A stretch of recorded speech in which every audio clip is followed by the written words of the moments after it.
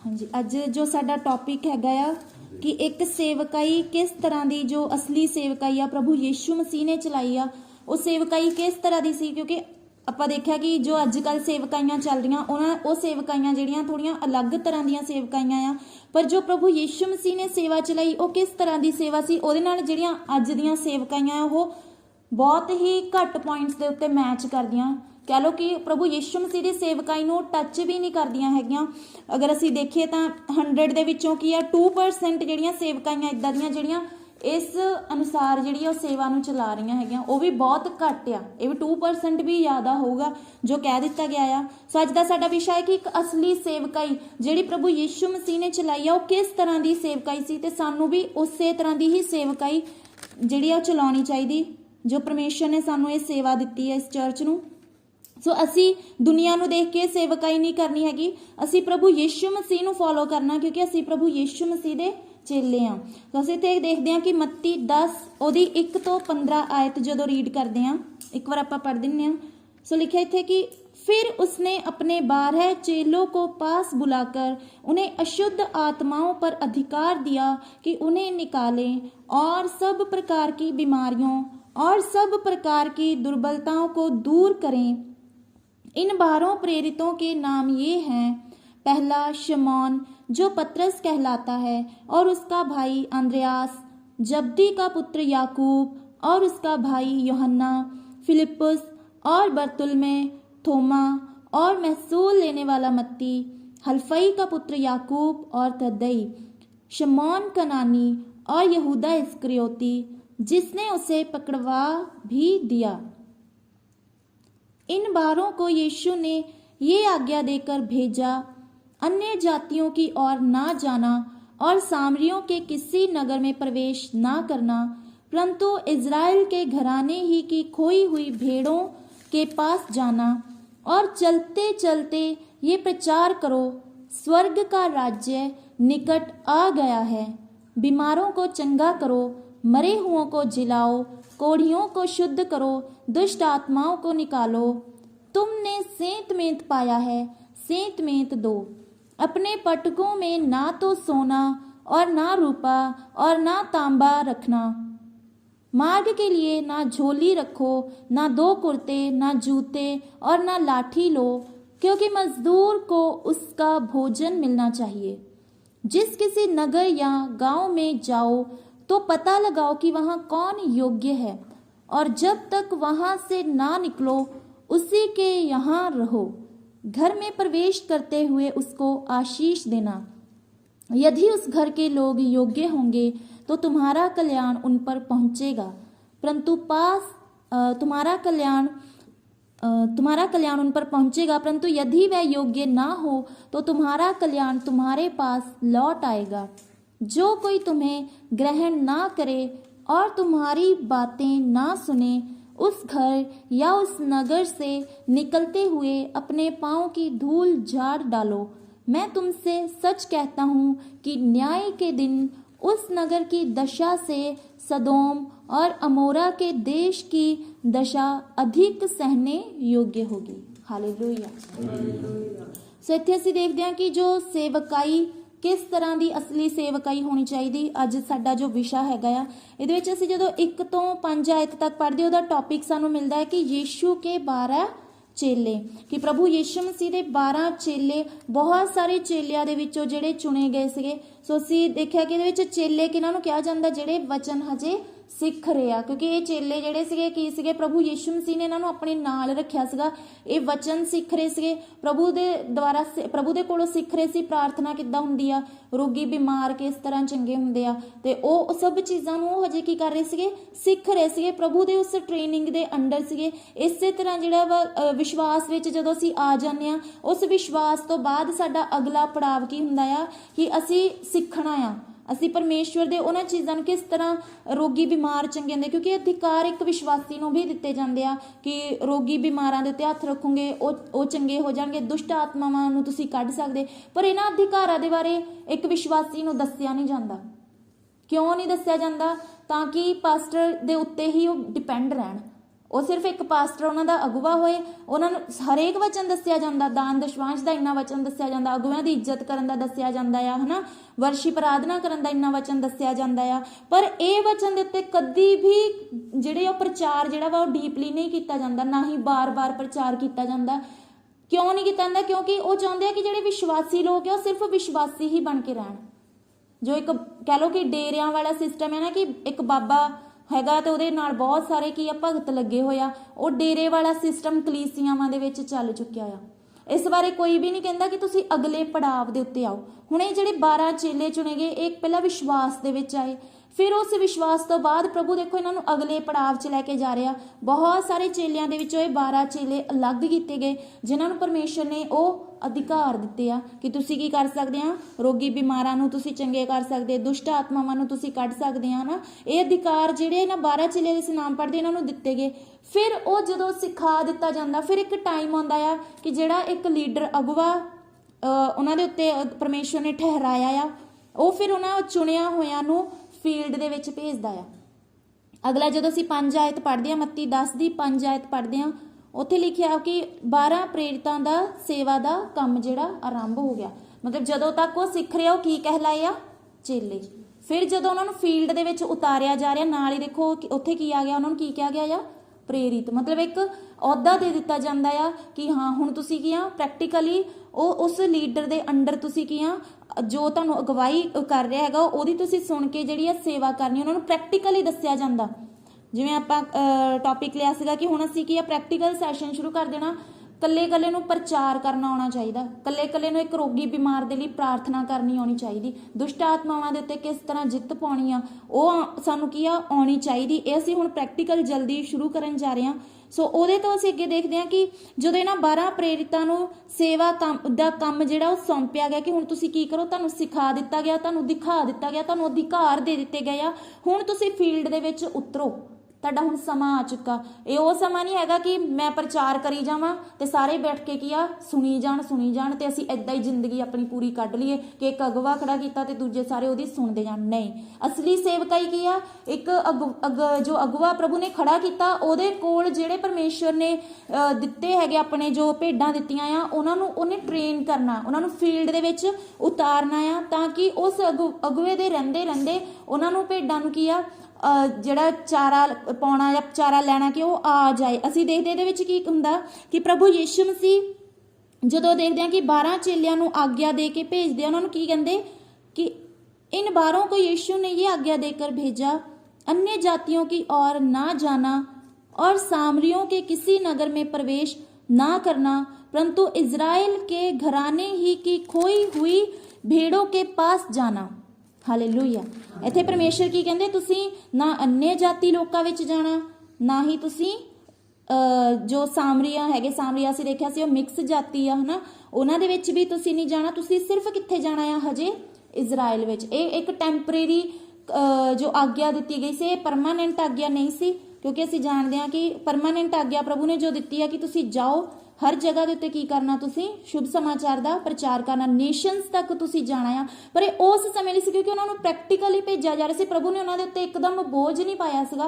परमेश्वर ने उन्होंने कुछ टर्म्स कंडीशनस दित्तियां सी, हजे समा नहीं आया सीगा कि अन्य जाति लोकां च भी प्रचार होवे या सामने लोकां विच भी चेले प्रचार करन। हजे सिर्फ ते सिर्फ उन्होंने कित्थे भेजा गया सीगा, इजराइली लोकां दे विच ही भेजा गया सी। सो कहण तो भाव कि जदों एक परमेश्वर अगुवा ठहराउंदा आ, उहदे कोल जो वचन सिख रिहा, उन्हां नूं की है, जो प्रभु दा आत्मा गवाही कर रिहा उस अगुवे नूं, उन्हां नूं फॉलो करना चाहिदा आ। एक सेवा दे विच जदों किसे तो सिख रिहा कि हाँ उस बंदे नूं अगर अगुवा देख रिहा कि हाँ भी इहनूं की परमेश्वर ने कोई खास गिफ्ट दिता, प्रार्थना करन दा गिफ्ट दिता जां इहनूं वर्शिप करन दा गिफ्ट दिता गया आ, ਉਹ ਜਿਹਨੂੰ ਕਹਿੰਦਾ ਆ ਉਹ ਉਸ ਫੀਲਡ ਦੇ ਵਿੱਚ ਉਤਰੇ। ਹਰੇਕ ਨੂੰ ਕੀ ਆ, ਹਰੇਕ ਤਰ੍ਹਾਂ ਦਾ ਗਿਫਟ ਨਹੀਂ ਦਿੱਤਾ ਗਿਆ ਹੈਗਾ। ਸੋ ਇੱਥੇ ਭਾਵ ਆ ਕਿ ਜਦੋਂ ਤੱਕ ਪ੍ਰਭੂ ਯਿਸੂ ਮਸੀਹ ਇਸ ਦੇਹ ਧਾਰ ਕੇ ਇਸ ਸੰਸਾਰ ਦੇ ਵਿੱਚ ਸੀਗੇ, ਉਹਨਾਂ ਨੇ ਚੇਲਿਆਂ ਨੂੰ ਕੀ ਆ ਕੁਝ ਪਾਰਟਿਕੂਲਰ ਹੀ ਕਮਾਂਡਸ ਦਿੱਤੀਆਂ। ਇਸ ਤਰ੍ਹਾਂ ਦੀ ਸੇਵਾ ਆ। ਫਿਰ ਅੱਗੇ ਆਪਾਂ ਦੇਖਦੇ ਹਾਂ ਕਿ ਉਹਨਾਂ ਨੂੰ ਕਿਹਾ ਗਿਆ ਕਿ ਚਲਤੇ ਚਲਤੇ ਇਹ ਪ੍ਰਚਾਰ ਕਰੋ, स्वर्ग का राज्य निकट आ गया है। हालेलुया। नाल दी नाल असीं अज दीयां सेवकाइयां नूं कंपैरिजन करदे जावांगे और नाल दी नाल असीं प्रभु यीशु मसीह दी सेवकाई नूं कंपैरिजन विच करांगे कि देखना कि अज वो सेवकाइयां इस तरह कर रहीआं, ਇੱਥੇ ਪ੍ਰਭੂ ਉਹਨਾਂ ਨੂੰ ਚੇਲਿਆਂ ਨੂੰ ਕੀ ਕਹਿੰਦੇ ਕਿ ਤੁਸੀਂ ਚੱਲਦੇ ਚੱਲਦੇ ਪ੍ਰਚਾਰ ਕਰਨਾ ਆ। ਇਵੈਂਜਲਿਜ਼ਮ, ਤੁਸੀਂ ਇਵੈਂਜਲਿਜ਼ਮ ਕਰਨਾ।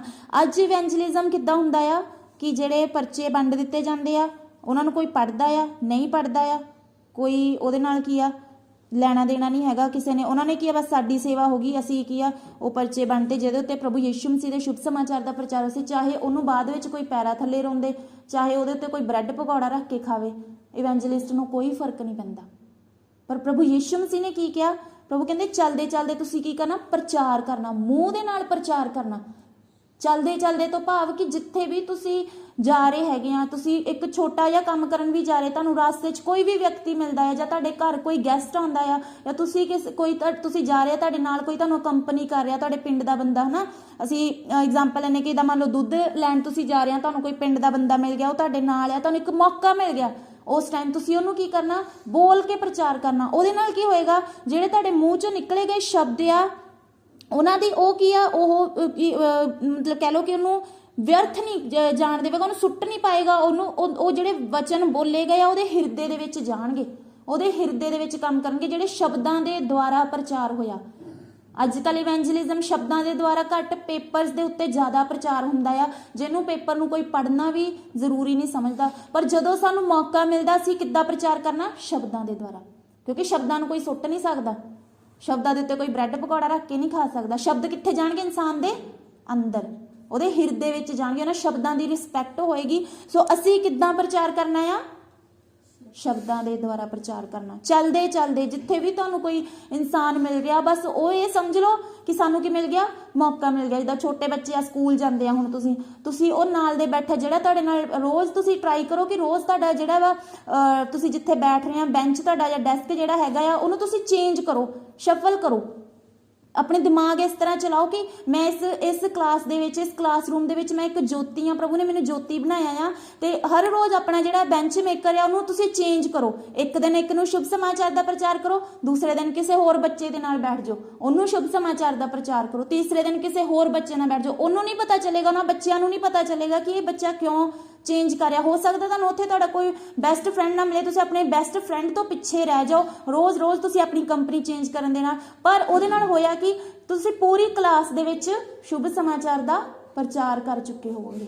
ਹਾਲੇਲੂਇਆ।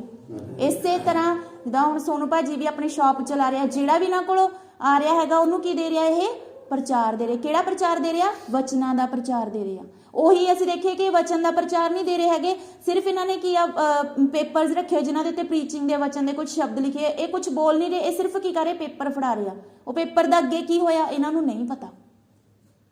ਪਰ ਅਸਲੀ ਸੇਵਕਾਈ ਕਿੱਦਾਂ ਦੀ ਆ? ਪ੍ਰਭੂ ਕੀ ਕਹਿੰਦਾ? ਤੁਸੀਂ ਚੱਲਦੇ ਚੱਲਦੇ ਪ੍ਰਚਾਰ ਕਰੋ, ਮੂੰਹ ਤੋਂ ਪ੍ਰਚਾਰ ਕਰੋ। ਕੀ ਪ੍ਰਚਾਰ ਕਰਨਾ ਆ? ਕਿ ਸਵਰਗ ਦਾ ਰਾਜ ਨਿਕਟ ਆ ਗਿਆ ਹੈ। ਹਾਲੇਲੂਇਆ।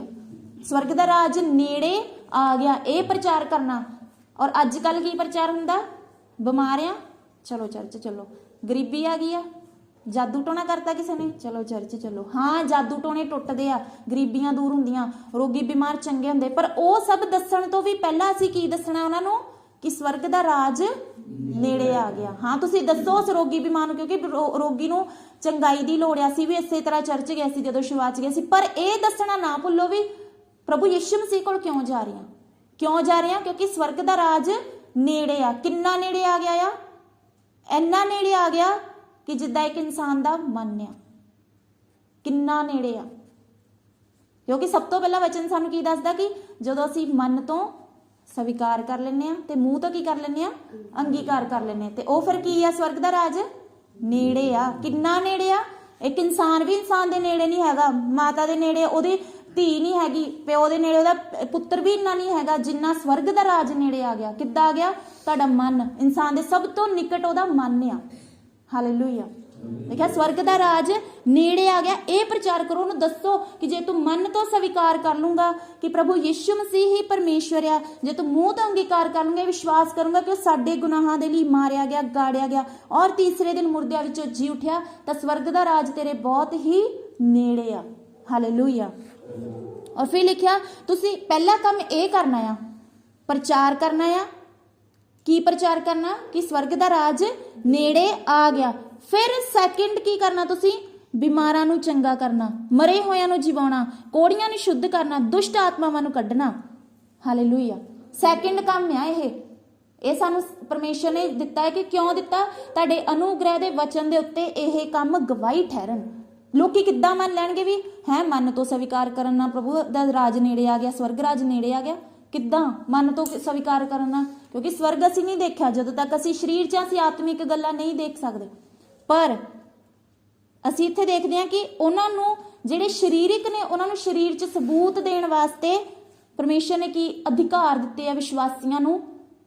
ਜਦੋਂ ਫੀਲਡ 'ਚ ਉਤਾਰੇ ਜਾਂਦੇ ਆ, ਤੁਸੀਂ ਬਿਮਾਰਾਂ ਨੂੰ ਚੰਗੇ ਕਰੋ। ਕਿਉਂਕਿ ਅਗਰ ਤੁਸੀਂ ਕਹੋਗੇ ਜਿਸ ਤਰ੍ਹਾਂ ਪ੍ਰਭੂ ਨੇ ਕਿਹਾ ਕਿ ਜਾ ਤੇਰੇ ਪਾਪ ਮਾਫ ਹੋਏ, ਲੋਕੀ ਕਹਿੰਦੇ ਇਹ ਕੌਣ ਹੈ ਪਾਪ ਮਾਫ ਕਰਨ ਵਾਲਾ? ਕਿਉਂਕਿ ਪਾਪ ਮਾਫ ਹੁੰਦੇ ਨਹੀਂ ਦਿਖਦੇ, ਉਹ ਇੱਕ ਆਤਮਿਕ ਗੱਲ ਆ।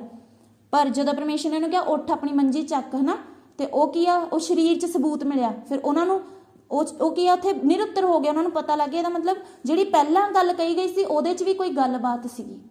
ਹਾਲੇਲੂਇਆ। ਹੁਣ ਇੱਥੇ ਜਿਹੜੀ ਪਹਿਲਾਂ ਗੱਲ ਕਹੀ ਗਈ ਆ ਕਿ ਸਵਰਗ ਦਾ ਰਾਜ ਨੇੜੇ ਆ, ਜਦੋਂ ਇਹ ਪ੍ਰਚਾਰ ਕੀਤਾ ਜਾਂਦਾ, ਉਹ ਕਿੱਦਾਂ ਸਵੀਕਾਰ ਹੋਏਗਾ? ਜਦੋਂ ਤੁਸੀਂ ਕਿਸੇ ਬਿਮਾਰ ਲਈ ਪ੍ਰਾਰਥਨਾ ਕਰੋਗੇ, ਉਹ ਚੰਗਾ ਹੋਏਗਾ, ਲੋਕੀ ਦੁਸ਼ਟ ਆਤਮਾਵਾਂ ਤੋਂ ਆਜ਼ਾਦ ਹੋਣਗੇ, ਕੋੜੀਆਂ ਦੇ ਕੋੜ ਸ਼ੁੱਧ ਹੋਣਗੇ, ਉਹਨਾਂ ਨੂੰ ਸਬੂਤ ਮਿਲਣਗੇ ਸਰੀਰ ਦੇ ਵਿੱਚ। ਇਹ ਆ ਸੇਵਕਾਈ ਅਸਲੀ। ਫਿਰ ਅੱਗੇ ਲਿਖਿਆ ਕਿ ਤੁਮਨੇ ਸੇਂਤ ਮੇਂਤ ਪਾਇਆ ਹੈ, ਸੇਂਤ ਮੇਂਤ ਦੋ। ਤੁਸੀਂ ਇਹ ਸਭ ਕਿੱਦਾਂ ਪਾਇਆ ਆ? ਫ੍ਰੀ। ਪ੍ਰਭੂ ਯਿਸੂ ਮਸੀਹ ਨੇ ਜਦੋਂ ਚੇਲਿਆਂ ਨੂੰ ਇਹ ਅਧਿਕਾਰ ਦਿੱਤੇ ਸੀ, ਕੁਛ ਲਿਆ ਪ੍ਰਭੂ ਨੇ ਚੇਲਿਆਂ ਤੋਂ? ਉਹ ਕੀ ਆ, ਹਰਸ਼ ਦੇ ਨਾਲ ਦਿੰਦੇ ਸੀ। ਸੇਵਕਾਈ ਦੇ ਲਈ ਯੈਸ ਪੈਸਾ ਜ਼ਰੂਰੀ ਆ, ਸੇਵਕਾਈ ਚਲਾਉਣ ਦੇ ਲਈ ਜੋ ਪੈਸਾ ਜਿਹੜਾ ਉਹ ਮਾਇਨੇ ਰੱਖਦਾ ਆ। ਪਰ ਕਿਸੇ ਨੇ ਵੀ ਜਦੋਂ ਕੋਈ ਮੰਗ ਲੈਂਦਾ ਆ, ਇਹਦਾ ਮਤਲਬ ਕੀ ਆ? ਉਹ ਕੀ ਆ, ਮੰਗਤਾ ਆ। ਕਿਉਂਕਿ ਪ੍ਰਭੂ ਤਾਂ ਕਹਿੰਦਾ ਤੁਸੀਂ ਮੰਗਣ ਵਾਲੇ ਹੈ ਹੀ ਨਹੀਂ ਆ, ਮੰਗਣਾ ਨਹੀਂ ਆ। ਲੋਕੀ ਜਦੋਂ ਦਿਲ ਖੁਸ਼ ਹੋ ਕੇ, ਦਿਲ ਤੋਂ ਖੁਸ਼ੀ ਦੇ ਨਾਲ, ਜਦੋਂ ਹਰਸ਼ ਦੇ ਨਾਲ ਬੋਂਦੇ ਆ, ਉਹ ਬੀਜ ਪ੍ਰਭੂ ਦੇ ਰਾਜ ਦੇ ਵਿੱਚ ਸਵੀਕਾਰ ਹੁੰਦਾ। ਬੋਝ ਨਾਲ ਬੋਇਆ ਗਿਆ ਬੀਜ ਨਹੀਂ ਕਿ ਤੁਸੀਂ ਇੰਨੇ ਬੋਣੇ ਆ ਤੇ ਬੋਣੇ ਆ, ਉਹ ਬੋਝ ਵਾਲਾ ਬੀਜ ਆ। ਪਰਮੇਸ਼ਰ ਇੱਥੇ ਕੀ ਕਹਿ ਰਿਹਾ? ਤੁਹਾਨੂੰ ਮੈਂ ਫ੍ਰੀ ਦਿੱਤਾ ਆ। ਪ੍ਰਭੂ ਨੂੰ ਜਦੋਂ ਪ੍ਰਭੂ ਨੇ ਚੇਲਿਆਂ ਨੂੰ ਇਹ ਅਧਿਕਾਰ ਦਿੱਤੇ ਸੀ ਤੁਸੀਂ ਬਿਮਾਰਾਂ ਨੂੰ ਚੰਗੇ ਕਰੋ, ਅੱਜ ਸਾਨੂੰ ਇਹ ਅਧਿਕਾਰ ਦਿੱਤੇ ਕਿ ਪ੍ਰਭੂ ਨੇ ਮੇਰੇ ਤੋਂ ਕੁਝ ਲਿਆ? ਅਗਰ ਅੱਜ ਮੈਂ ਪ੍ਰੇਅਰ ਕਰਦੀ ਬਿਮਾਰ ਚੰਗੇ ਹੁੰਦੇ ਆ, ਕੋਈ ਵੀ ਭੈਣ ਭਰਾ ਪ੍ਰੇਅਰ ਕਰਦਾ, ਉਹਦੇ ਪ੍ਰੇਅਰ ਕਰਨ ਦੇ ਨਾਲ ਬਿਮਾਰ ਚੰਗੇ ਹੁੰਦੇ, ਉਹਨੂੰ ਪੁੱਛ ਕੇ ਦੇਖੋ ਕਿ ਪ੍ਰਭੂ ਨੂੰ ਤੂੰ ਕੁਛ ਦਿੱਤਾ? ਤੈਨੂੰ ਫ੍ਰੀ ਮਿਲਿਆ ਆ। ਕਿਉਂ ਮਿਲਿਆ? ਤਾਂ ਕਿ ਪ੍ਰਭੂ ਦੇ ਅਨੁਗ੍ਰਹਿ ਦੇ ਵਚਨ ਦੇ ਉੱਤੇ ਇਹ ਅਦਭੁਤ ਕੰਮ ਕੀ ਠਹਿਰਨ? ਗਵਾਹੀ ਠਹਿਰਨ। ਪਰਮੇਸ਼ਰ ਕਹਿੰਦਾ ਮੈਂ ਤੈਨੂੰ ਫ੍ਰੀ ਦਿੱਤਾ ਆ, ਤੇ ਅੱਗੇ ਵੀ ਤੂੰ ਕਿੱਦਾਂ ਦੇ? ਉਹਨੂੰ ਫ੍ਰੀ ਹੀ ਦੇ। ਅੱਜ ਅਨੋਇੰਟਿੰਗ ਸੇਲ ਹੁੰਦੀ ਆ, ਆਇਲ ਦੇ ਵਿੱਚ, ਹੈਂਕੀਜ਼ ਦੇ ਵਿੱਚ, ਸਾਲਟ ਦੇ ਵਿੱਚ ਅਨੋਇੰਟਿੰਗ ਸੇਲ ਕੀਤੀ ਜਾਂਦੀ ਆ। ਪਰ ਪਰਮੇਸ਼ਰ ਦਾ ਵਚਨ ਕੀ ਕਹਿੰਦਾ ਕਿ ਤੁਹਾਨੂੰ ਕੀ ਦਿੱਤਾ ਗਿਆ? ਇਹ ਫ੍ਰੀ ਦਿੱਤਾ ਗਿਆ। ਨਾਲ ਦੀ ਨਾਲ ਕੰਪੈਰੀਜ਼ਨ ਕਰਦੇ ਜਾਈਓ, ਆਪਣੀ ਆਤਮਾ ਤੋਂ ਪੁੱਛੋ ਕਿ ਅੱਜ ਕੱਲ ਇਹ ਸੇਵਕਾਈਆਂ ਚੱਲ ਰਹੀਆਂ, ਅੱਜ ਇਦਾਂ ਦੀ ਸੇਵਕਾਈ ਚੱਲ ਰਹੀ ਹੈਗੀ ਆ? ਕਿਹਾ ਜਾਂਦਾ ਕਿ ਤੁਹਾਡਾ ਸੁਭਾਅ ਪ੍ਰਭੂ ਯਿਸੂ ਮਸੀਹ ਦੇ ਸੁਭਾਅ ਵਰਗਾ ਹੋਵੇ। ਸਾਡੇ ਪ੍ਰਭੂ ਦਾ ਸੁਭਾਅ ਦੇਖੋ ਕਿੱਦਾਂ ਦਾ, ਉਹ ਸੇਂਤ ਮਿਹਨਤ ਦੇਣ ਵਾਲਾ ਆ। ਤੇ ਅੱਗੇ ਆਪਣੇ ਚੇਲਿਆਂ ਨੂੰ ਵੀ ਕਹਿੰਦਾ ਆ ਕਿ ਜਿੱਦਾਂ ਦਾ ਗੁਰੂ ਆ ਉਦਾਂ ਦਾ ਹੀ ਚੇਲਾ ਹੋਵੇ, ਉਹ ਸੇਂਤ ਮਿਹਨਤ ਦੇਵੇ। ਪਰ ਚੇਲਾ ਅੱਜ ਕੱਲ ਅੱਗੇ ਸੇਲ ਕਰ ਰਿਹਾ ਅਨੋਇੰਟਿੰਗ ਨੂੰ, ਫਿਰ ਉਹ ਪ੍ਰਭੂ ਯਿਸੂ ਮਸੀਹ ਦਾ ਚੇਲਾ ਨਹੀਂ ਆ। आगे आप रीड करेंगे, अपने पटुकों में ना तो सोना और ना रूपा ना तांबा रखना, मार्ग के लिए ना झोली रखो, ना दो कुर्ते ना जूते और ना लाठी लो, क्योंकि मजदूर को उसका भोजन मिलना चाहिए। हालेलुया। इत्थे परमेश्वर ये नहीं कह रहे कि तुसी अपनी पॉकेट्स दे विच सोना ना रखो, चांदी ना रखो, रुपए ना रखो, है ना, क्योंकि ऑब्वियसली पैसे होंगे। हुण असीं जांदे आ प्रचार करने, पैसे होगे तो असीं पेट्रोल पवावांगे।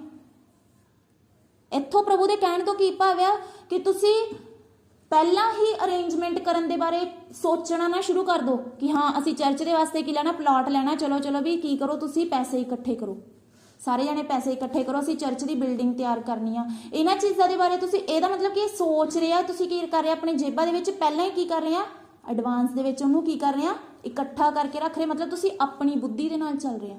ਉਹ ਕਹਿੰਦਾ ਮੈਂ ਇੱਦਾਂ ਦਾ ਪਰਮੇਸ਼ਰ ਹੈ, ਜਦੋਂ ਕੁਛ ਵੀ ਨਹੀਂ ਆ ਮੈਂ ਉਹ ਪਰਮੇਸ਼ਰ ਹੈ। ਇਜ਼ਰਾਈਲੀਆਂ ਕੋਲ ਖਾਣਾ ਨਹੀਂ ਸੀਗਾ, ਮੈਂ ਕਿੱਥੋਂ ਖਾਣਾ ਬਰਸਾਇਆ ਸੀਗਾ? ਅਸਮਾਨ ਤੋਂ ਖਾਣਾ ਬਰਸਾਇਆ ਸੀਗਾ। ਤੇ ਫਿਰ ਤੁਸੀਂ ਜੇ ਮੇਰੇ ਚੇਲੇ ਆ ਤਾਂ ਤੁਹਾਨੂੰ ਇਹ ਪਤਾ ਹੋਣਾ ਚਾਹੀਦਾ। ਤੁਸੀਂ ਪਹਿਲੀਆਂ ਪ੍ਰੀ ਪਲੈਨਿੰਗਸ ਦੇ ਵਿੱਚ ਲੋਕਾਂ ਕੋਲੋਂ ਕਿਉਂ ਮੰਗ ਰਹੇ ਆ ਕਿ ਅਸੀਂ ਕੀ ਕਰਨਾ, ਅਸੀਂ ਆਹ ਕਰਨਾ? ਤੁਸੀਂ ਕਲੈਕਟ ਕਰੋ।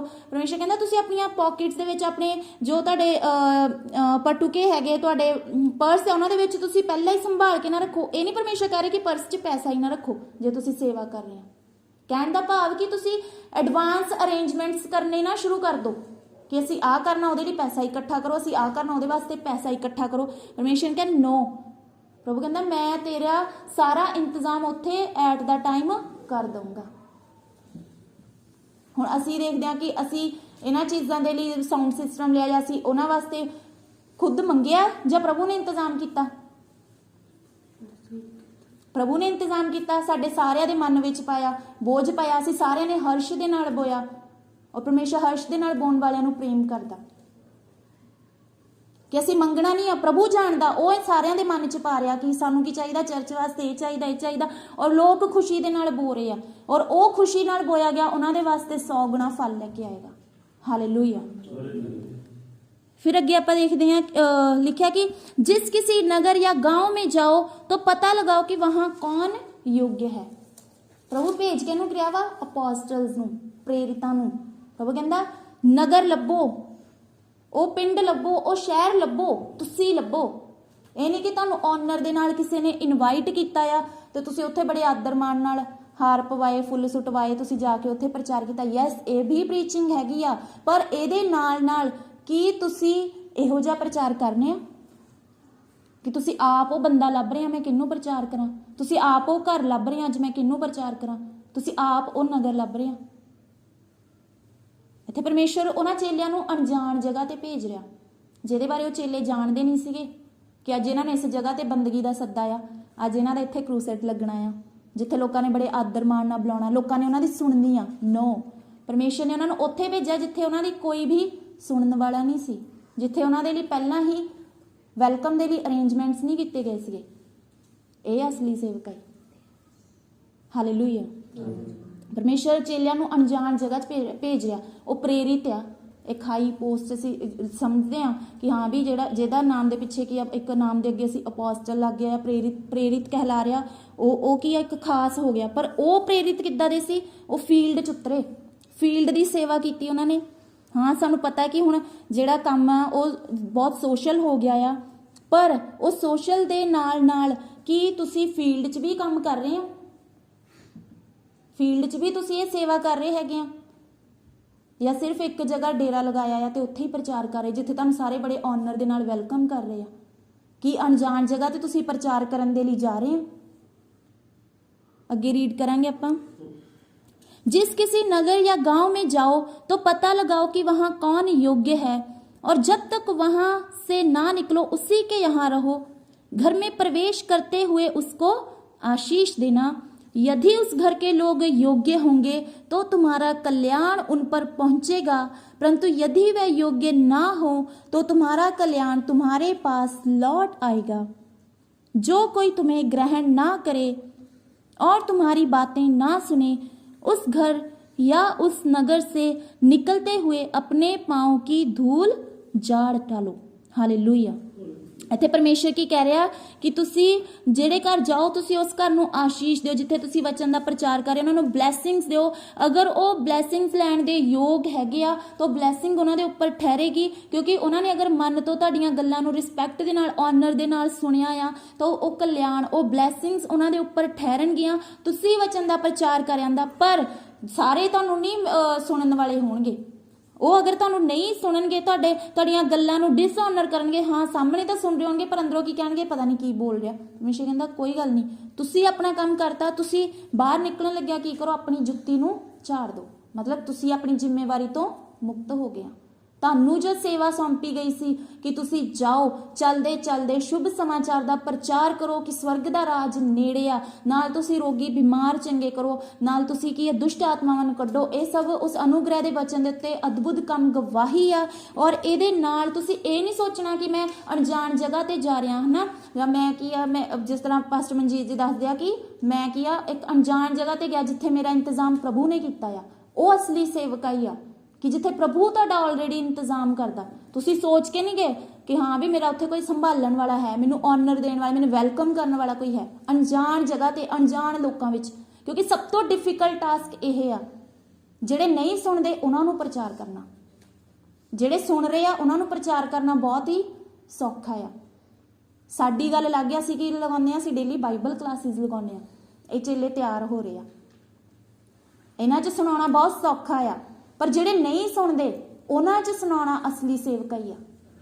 ਜਿੱਦਾਂ ਆਪਾਂ ਐਗਜ਼ਾਮਪਲ ਲਈ ਸੀ कि ਜਿਹੜਾ ਹਾਥੀ ਵਾਲੀ ਐਗਜ਼ਾਮਪਲ ਲਈ ਸੀ ਕਿ ਲੋਕੀ ਕੀ ਕਹਿੰਦੇ ਆ ਕਿ ਰੱਬ ਨੂੰ ਲੱਭੀਏ, ਰੱਬ ਨੂੰ ਲੱਭੀਏ। ਲੋਕ ਅੰਨੇ ਆ, ਆਤਮਿਕ ਅੱਖਾਂ ਬੰਦ ਆ, ਤੇ ਅੰਨੇ ਜਦੋਂ ਕੀ ਆ ਉਹ ਦੇਖਣ ਜਾਂਦੇ ਆ ਕਿ ਅਸੀਂ ਐਗਜ਼ਾਮਪਲ ਲਈ ਸੀ ਹਾਥੀ ਦੀ, ਕਿ ਅੰਨੇ ਕੀ ਕਹਿੰਦੇ ਆ ਜਾਓ ਹਾਥੀ ਦੇਖਣ ਚੱਲੀਏ, ਹਾਥੀ ਦੇ ਬਾਰੇ ਬੜਾ ਸੁਣਿਆ ਆ, ਆਓ ਅਸੀਂ ਹਾਥੀ ਦੇਖਣ ਚੱਲੀਏ, ਹਾਥੀ ਦੇਖਣ ਚੱਲੀਏ। 4-5 ਅੰਨੇ ਗਏ ਹਾਥੀ ਦੇ ਕੋਲ, ਇੱਕ ਨੇ ਕੀ ਆ ਹਾਥੀ ਦੇ ਪੇਟ ਨੂੰ ਹੱਥ ਲਾਇਆ, ਤੇ ਅੰਨਾ ਕੀ ਕਹਿੰਦਾ ਹਾਥੀ ਕੀ ਆ, ਇੱਕ ਹਾਥੀ ਦਾ ਕੰਧ ਵਰਗਾ ਆ। ਉਹਨੂੰ ਕੀ ਸਮਝ ਰਿਹਾ? ਕੰਧ, ਕਿਉਂਕਿ ਜਿੰਨਾ ਕੁ ਉਹਨੂੰ ਦਿਖ ਰਿਹਾ ਕਿ ਰੱਬ ਕੀ ਆ, ਇਹ ਆ, ਇਹ ਦੀਵਾਰ 'ਚ ਰੱਬ ਵਸਦਾ ਆ। ਇੱਕ ਹਾਥੀ ਦੇ ਪੈਰਾਂ ਨੂੰ ਫੜ ਰਿਹਾ ਹੈਗਾ ਅੰਨਾ, ਉਹ ਕੀ ਕਹਿੰਦਾ ਹਾਥੀ ਤਾਂ ਤਣੇ ਵਰਗਾ ਹੁੰਦਾ, ਇਹ ਤਾਂ ਪੇੜ ਦੇ ਤਣੇ ਵਰਗਾ ਆ। ਇੱਕ ਹਾਥੀ ਦੀ ਪੂਛ ਨੂੰ ਹੱਥ ਲਗਾ ਰਿਹਾ ਆ, ਤੇ ਉਹ ਕੀ ਕਹਿੰਦਾ ਕਿ ਹਾਥੀ ਤਾਂ ਰੱਸੀ ਵਰਗਾ ਆ। ਸੋ ਕਹਿਣ ਦਾ ਭਾਵ ਕਿ ਦੁਨੀਆ ਅੰਨੀ ਆ ਤੇ ਹਾਥੀ ਕੀ ਆ, ਗੂੰਗਾ ਆ। ਉਹਨਾਂ ਦਾ ਰੱਬ ਗੂੰਗਾ ਆ ਤੇ ਲੋਕ ਅੰਨੇ ਆ। ਕੋਈ ਰੱਬ ਨੂੰ ਦੀਵਾਰ ਸਮਝ ਰਿਹਾ, ਕੋਈ ਪੇੜ ਦਾ ਤਣਾ ਸਮਝ ਰਿਹਾ, ਕੋਈ ਰੱਸੀ ਸਮਝ ਰਿਹਾ, ਕੋਈ ਸੱਪ ਸਮਝ ਰਿਹਾ, ਕੋਈ ਚੂਹਾ ਸਮਝ ਰਿਹਾ। ਸੋ ਇਹ ਆਤਮਿਕ ਜਗਤ ਆ ਜਿਹਦੇ ਵਿੱਚ ਲੋਕ ਭਟਕ ਰਹੇ, ਅੰਨੇ ਆ। ਪਰ ਉਹਨਾਂ ਅੰਨਿਆਂ ਦੇ ਵਿੱਚ ਅਸੀਂ ਪ੍ਰਚਾਰ ਕਰਨ ਜਾਣਾ ਆ। ਕਿਉਂ?